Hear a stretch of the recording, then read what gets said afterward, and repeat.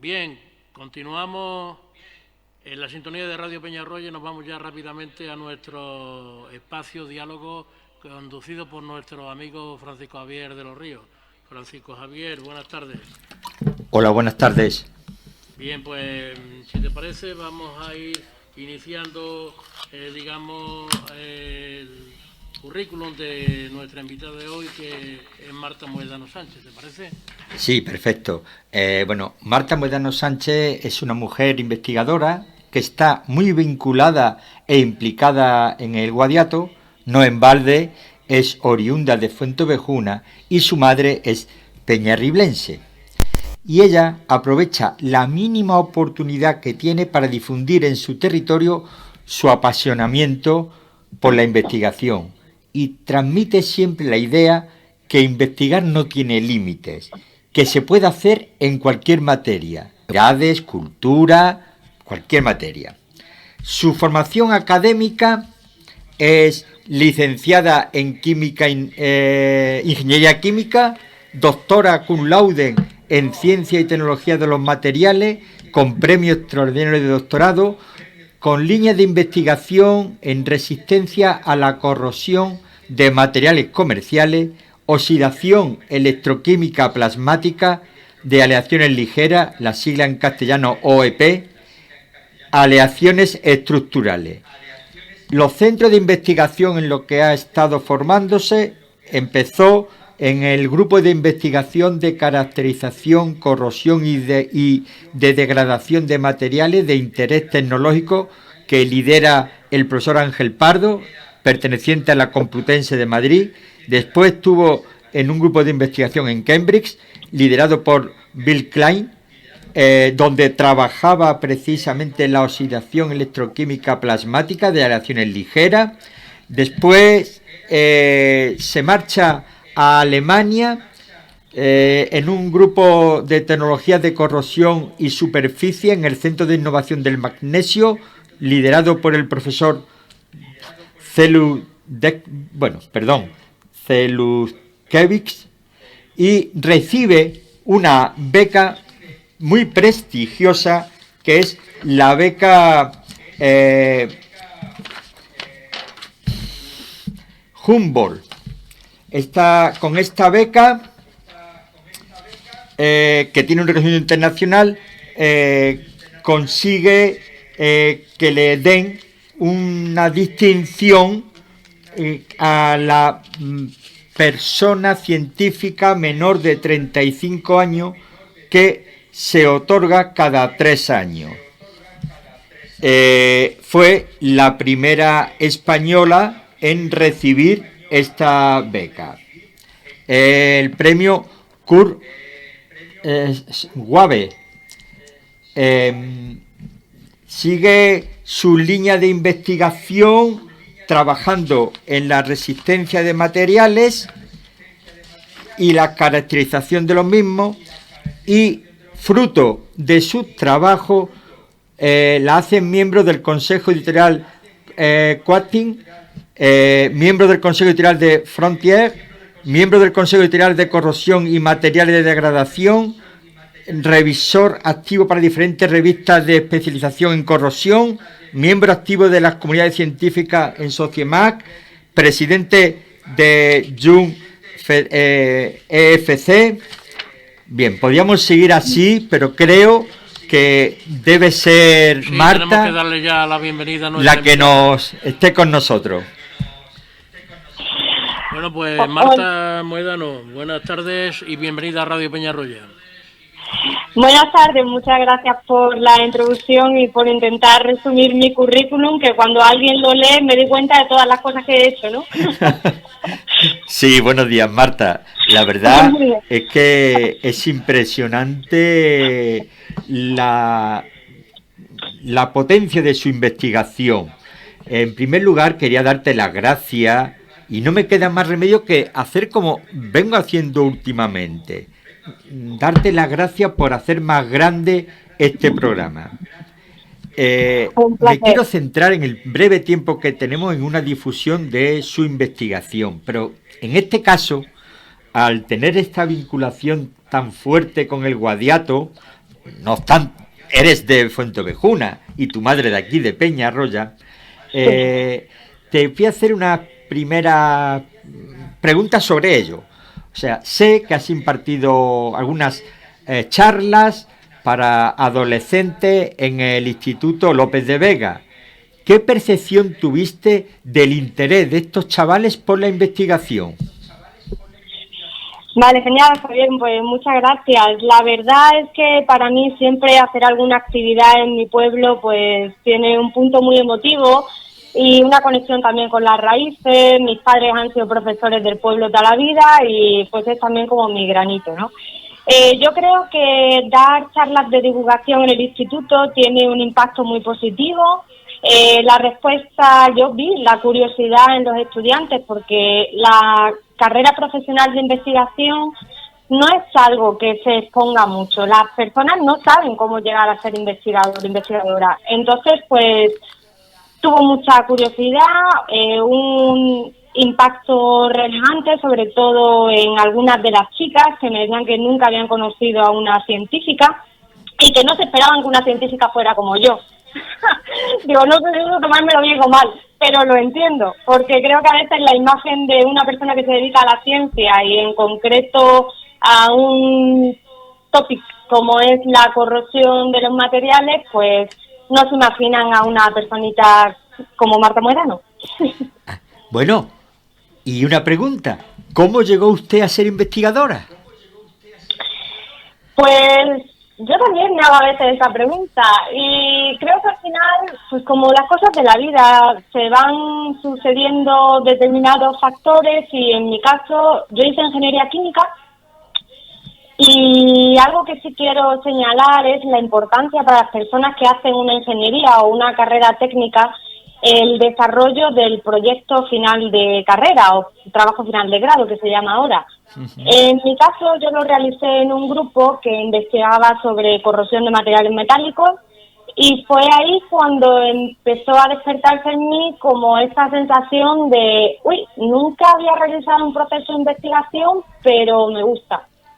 Y se mezcló un poco el que cuando acabé la carrera tenía que decidir si seguir estudiando o dirigirme. La ingeniería química está muy vinculada con la petroquímica y bueno, no me veía trabajando en ese perfil y empecé en el camino de la investigación, empecé a hacer el doctorado y también va más con mi personalidad, el desarrollar mi vida profesional en un entorno de investigación y académico. Perfecto. Y totalmente comparto lo que has comentado de que hay muchos de los alumnos cuando defienden el actual TFG que le abre unas vías de profundizar en investigación, sobre todo cuando son trabajos fin de grado de iniciación a la investigación, más que cuando son de un proyecto tipo muy normal en la escuela a la que pertenezco, que es una escuela de ingenieros de antiguos caminos. Bueno, una pregunta. Bueno, son dos juntas. ¿Qué es la corrosión justamente y cómo se mide? Vale, pues la corrosión, así como la definición más general, es la degradación de un material metálico en un medio. Pero a mí me gusta un poco pensar sobre todo por qué se produce la corrosión. Y para esto a mí, y en concreto para tener claro esa tendencia que tienen los metales a dejar de ser metales, porque cuando un metal se corroe, deja de ser un metal y se convierte en el óxido de ese metal. Viene por un hecho que no sé si la gente lo piensa o no, es que los metales se extraen de los minerales. O sea, es verdad que en una mina te puedes encontrar unas pepitas de oro, de plata o algo así, pero no vas a ir por el campo. Yo, por ejemplo, en mi pueblo no voy a ir andando por Majavaca y no voy a encontrar una viga de aluminio. Eso no pasa. Está el mineral y del mineral se extrae el metal. Entonces, dependiendo del metal y de cómo, de su forma de extracción, el metal tiene una estabilidad, pero con el tiempo tiene tendencia a volver a ser un óxido, a volver a ser ese mineral. Y eso es como la poética de la corrosión, ¿no? Del mineral se saca el metal y el metal con el tiempo tiende a volver a ser un mineral. A mí me parece algo muy bonito. Total. Pero la verdad es que la corrosión luego tiene consecuencias a nivel económico drásticas, ¿no?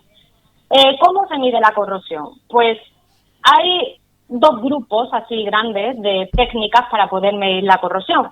Están las técnicas que están basadas en la pérdida de peso del material. Todo el mundo puede ver, a lo mejor, pues no lo sé, algo muy llamativo es cuando el acero o el hierro se corroe porque el óxido de hierro es naranja.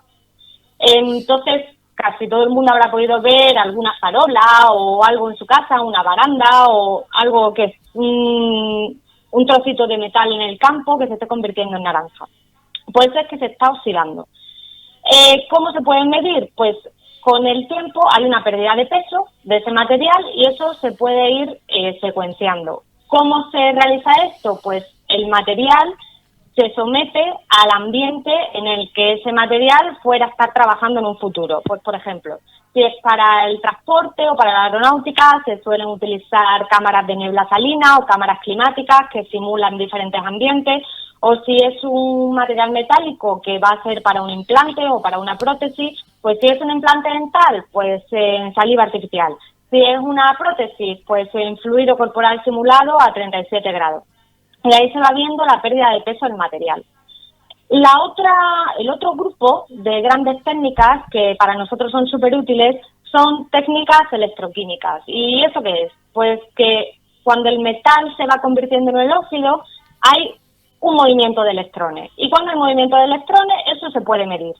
Entonces hay ciertos equipos, potenciostatos, equipos que utilizamos en el laboratorio, que traducen ese movimiento de electrones en valores de intensidad de corriente, de voltaje, que nosotros podemos traducir luego en características de corrosión. Pues, por ejemplo, si un material da una intensidad de corriente súper alta, ahí es que hay mucho movimiento de electrones y entonces es que hay mucha corrosión, ¿no? Así dicho un poco de pronto. Sí. Muy bien, muy entonces, bien. Sí. Y bueno, otra cosa, es evidente que la corrosión pues afectará a todo, prácticamente todos los materiales y a todos los campos, desde la construcción a la medicina, como has referenciado, al transporte, a todos. En vuestro grupo de investigación, ¿en qué campo centráis más la investigación? Sí, pues la verdad es que tienes razón esto que comentas. Por ejemplo, en la Federación Europea de Corrosión, que yo ahora mismo soy la presidenta de la sección joven, pero ya con el tiempo, como no soy tan joven, pues estoy ya dejando mi cargo y paso a ser parte de la junta directiva. Y, por ejemplo, ahí en la federación hay 25 grupos de trabajo especializados cada uno en un tema en concreto de corrosión. Pues desde corrosión nuclear, atmosférica, transporte, biomateriales, microbiana, petroquímica. O sea, imagínate, solo dentro de la federación, 25 grupos, cada uno especializado. En concreto, el grupo de investigación donde yo trabajo en la Complutense se centra en aleaciones ligeras, que son aluminio, titanio, magnesio, y en tratamientos superficiales, es decir, recubrimiento, para luego aplicar este tipo de materiales en la industria del transporte, que se consigue en la industria del transporte, pues sustituir materiales que son muy pesados, que están basados en hierro o acero, por materiales que son mucho más ligeros. Entonces, pues el coste pesa menos, consume menos, contamina menos, felicidad en general. Y en la industria de la biomedicina, porque estos materiales, en concreto el titanio y el magnesio, pueden utilizarse como implantes, como prótesis, y claro, el cuerpo también es un ambiente que tiene unas peculiaridades que hacen que los materiales metálicos también reaccionen dentro del cuerpo.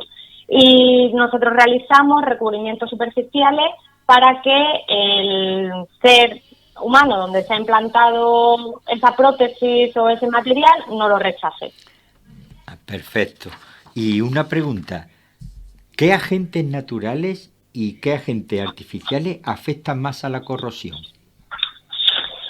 Pues, bueno, es que la corrosión es más bien un compromiso entre el metal y el medio. Es verdad que hay medios que son más agresivos, pero a lo mejor determinados metales no se corroen ese medio. Por eso es importante siempre la selección del material dependiendo de dónde vaya a estar expuesto. Pues un ejemplo de un medio muy agresivo son, por ejemplo, los ambientes salinos. Un coche que vaya a estar cerca de la playa, el dueño o la dueña lo va a tener que sustituir mucho antes que un coche que vaya a estar aquí en Madrid, por ejemplo.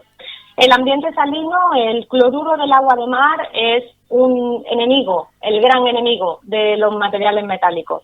Entonces, o sea, en nuestra vida cotidiana ese podría ser un ambiente dañino. Luego también hay ambientes que son muy agresivos dentro de las industrias químicas. Porque claro, a lo mejor por un equipo, pues un intercambiador de calor o un reactor, un equipo que está hecho de material metálico, van a pasar ciertas corrientes que tienen elementos agresivos, pues ácido nítrico, ácido sulfúrico. Todo eso hace que el material por el que pasa pues corra peligro y tenga que ser protegido. Perfecto. De hecho, te he hecho esta pregunta porque me consta que en la zona de playa, en Cádiz particularmente, tengo familia, los coches se les estropean muchísimo por la corrosión. Y por eso te he hecho la pregunta, y efectivamente, me lo has dicho que es el ambiente salino. Otra pregunta, ¿qué materiales, técnicas y qué equipos se utiliza para poder mejorar la respuesta ante la corrosión? Vale, o sea, la prevención frente a la corrosión se puede afrontar desde diferentes perspectivas, ¿no? Pues se pueden emplear, por ejemplo, inhibidores, que son sustancias que mitigan o evitan el proceso de corrosión. También puede haber protección mediante la aplicación de corrientes anódicas, catódicas. Mi campo de protección en sí está basado en la generación de recubrimiento. O sea, el recubrimiento va a generar una barrera entre el metal y el medio ambiente. Pero la verdad es que los recubrimientos de ahora no tienen nada que ver con los recubrimientos de hace años. Ahora hacemos cosas súper guays de, por ejemplo, se llaman recubrimientos inteligentes, que los recubrimientos tienen una respuesta frente al medio, o sea, tienen una capacidad de reacción. Por ejemplo, dentro del recubrimiento puede haber cápsulas que tienen dentro estas especies inhibidoras, y cuando empieza el proceso de corrosión y no antes, la cápsula detecta, por ejemplo, un cambio de pH o algo así, y ¡pum!, se abre y libera el inhibidor. Es decir, el recubrimiento propio sabe cuándo empieza la corrosión y cuándo empezar su autodefensa. Por ejemplo, en el caso de los biomateriales, los recubrimientos pueden llevar también nanocontenedores o este tipo de microcapsulitas que tengan medicamentos. Entonces, por ejemplo, si hay un proceso de inflamación, que todos los procesos luego pueden simularse desde el punto de vista químico, pues por ejemplo, ¿alguien piensa en un proceso de inflamación desde el punto de vista de medicina? Pues tendrá sus teorías. Yo, para mí, es disminuye el pH. Entonces, por ejemplo, puedo diseñar una microcápsula que cuando detecte una disminución del pH se abra y libere el medicamento. Entonces, todo eso facilita la autointegración y que el paciente no rechace el implante. O sea, recubrimientos, pero una nueva era de los recubrimientos. Totalmente, es muy interesante. Y una pregunta, ¿a toda la actividad del ser humano afecta en la misma medida la corrosión, o hay alguna que sea más proclive a ser más afectada? Pues, a ver, donde hay materiales metálicos hay procesos de degradación. Es verdad que dentro de los materiales metálicos, pues hay materiales que son más nobles, como el hierro, el platino, que tienden menos a corroerse. Dentro de las actividades del ser humano, pues todo lo que esté relacionado con la industria va a tener, con la industria y por los productos y compuestos que se tratan en las industrias, ¿no? Pues son ambientes más agresivos. Por ejemplo, la industria del petróleo y del gas, pues son industrias que derivan muchísimo dinero a la protección frente a la corrosión y luego también los costos de la corrosión. Por ejemplo, estuve mirando y en España al año se gasta, o sea, el coste de la corrosión son 45.000 millones de euros en España, que luego también contrasta un poco con lo que se gasta en inversión de la investigación, ¿no? Digo, bueno, si se invirtiera más en investigación, a lo mejor luego se tendría que invertir menos en los costes de la corrosión, pero bueno, eso ya son Seguro que historias. sí. Eso sí que ahí estamos 100% de acuerdo. Lamentablemente no se aporta mucho en España a la investigación y por desgracia se pierden muchos talentos. Bueno, pues me ha respondido a una pregunta que tenía prevista y era si se podía cuantificar el porcentaje de pérdida de corrección. Me la ha dicho más o menos diciendo el absoluto de la pérdida. Y bueno, ¿y tenemos alguna forma de luchar contra la corrosión? La corrosión, así lo primero que se me viene a la cabeza es que con respecto a la corrosión es mejor prevenir que curar. Y es así, o sea, los costes de corrosión una vez que se ha producido ya el proceso de corrosión son muy elevados. Por eso se debería de hacer una estrategia fuerte en que no ocurra el proceso de corrosión. ¿Y eso cómo se hace? Pues intentando prevenir. El uso, por ejemplo, de recubrimientos, el uso de inhibidores, una buena selección del material, un buen seguimiento y cuidado del material una vez que esté en servicio, con una buena inspección, un buen mantenimiento. Todo eso de alguna forma previene los grandes costes que luego se asocian a la corrosión. Total, que podemos definir que la corrosión es como la enfermedad de los materiales y es mejor en cualquier enfermedad prevenir que curar. Totalmente. Prevenir que curar, es así. Sí. Hombre, enfermedad que me da penita, porque le da luego como una connotación muy fea a la corrosión. Sí, y no tiene esa fealdad. Vamos a llamarlo como la tendencia natural del material. Es como bueno, nosotros envejecemos, no es una enfermedad envejecer. Bueno, y evidentemente me has dado una respuesta de a nivel de industria, ¿qué se puede hacer? ¿Qué es prevenir? Pero como ciudadano de a pie, ¿podemos hacer algo para minimizar los efectos de la corrosión o eso se nos escapa de nuestras manos? Pues como ciudadano de a pie, claro, depende. Lo que es a nivel industrial, tipo fábrica, transporte, todo eso es algo que se escapa de las manos de un ciudadano no especializado. Pero, por ejemplo, no lo sé, cuando te vayas a bañar en el mar, no meterte con pulseras, anillos, a no ser que sea oro o platino, mejor no te metas porque le estás acortando la vida a esa pulsera tan bonita que te regaló tu prima. También, pues, por ejemplo, si quieres almacenar, no sé, la cubertería de tu bisabuela, pues en algo que no tenga humedad, o puedes comprar estas bolsitas que también tienen como algunos compuestos que son desecadores, o por ejemplo, para cuando te vayas a comprar unos pendientes, si de normal hay personas que tienen un poquito de reacción al material, siempre preguntar de qué está hecho, porque por ejemplo, el titanio es un material que suele ser muy bueno a nivel de biocompatibilidad y las personas luego no tendrían problemitas, que a lo mejor hay gente que le sale un poquito de alergia. Esa alergia sale porque el metal está reaccionando con tu piel.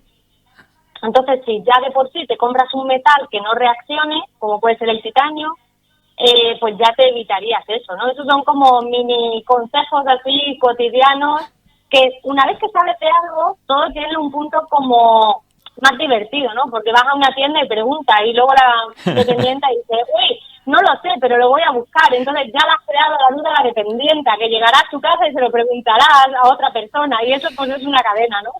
Bueno, Marta, ha sido un placer. El tiempo de la radio es el que es y se nos acaba. Quiero finalizar haciendo unas preguntas, le llamamos personales, para conocer a la persona, en este caso a la mujer. ¿Cuál es tu música preferida? Pues mira, depende un poco del día. Me puedes ver en más cool dándolo todo con Queens of Stone Age o con mi madre escuchando María Dolores Pradera. Pero bueno, me quedaría un poco como con bandas británicas, así un poco de rock psicodélico o algo así. Muy bien. Bueno, con el rock psicodélico comparto. ¿Y literatura preferida? Pues con la literatura voy por épocas. También me ha costado encontrar libros que de verdad disfrutara, y ahora, por ejemplo, lo estoy disfrutando mucho con libros de científicos humanistas que ven como esa poética en todo el mundo de la ciencia, que en un principio todos los científicos eran humanistas, ¿no? Pero parece que con los años se ha ido diferenciando. Pues, por ejemplo, Ernesto Sabato es algo que ahora estoy disfrutando mucho, y en general me gusta leer cosas de filosofía, o la novela gráfica también me gusta mucho. Muy bien. ¿Aficiones? ¿La predilecta?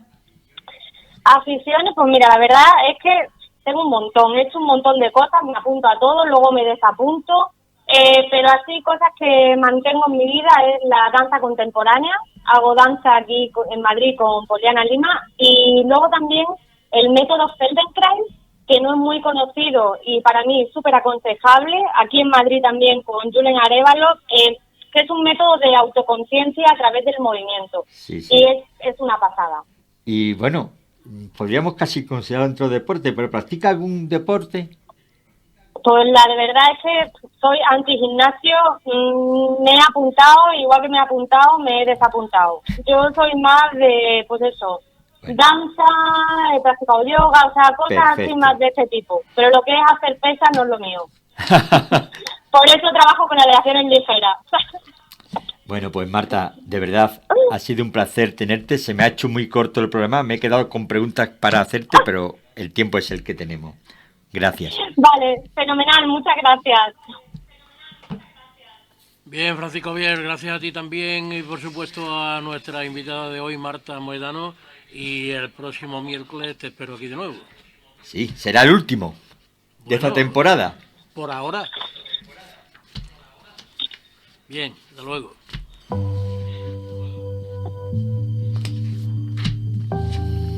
En la cadena SER del Guadiato, Diálogos. Un espacio de Radio Peñarroya para escuchar, comprender, para razonar. Diálogos, con la firma de Francisco Javier de los Ríos. Radio Peñarroya Cadena SER, 90.2 FM, SER Guadiato, la vida que suena.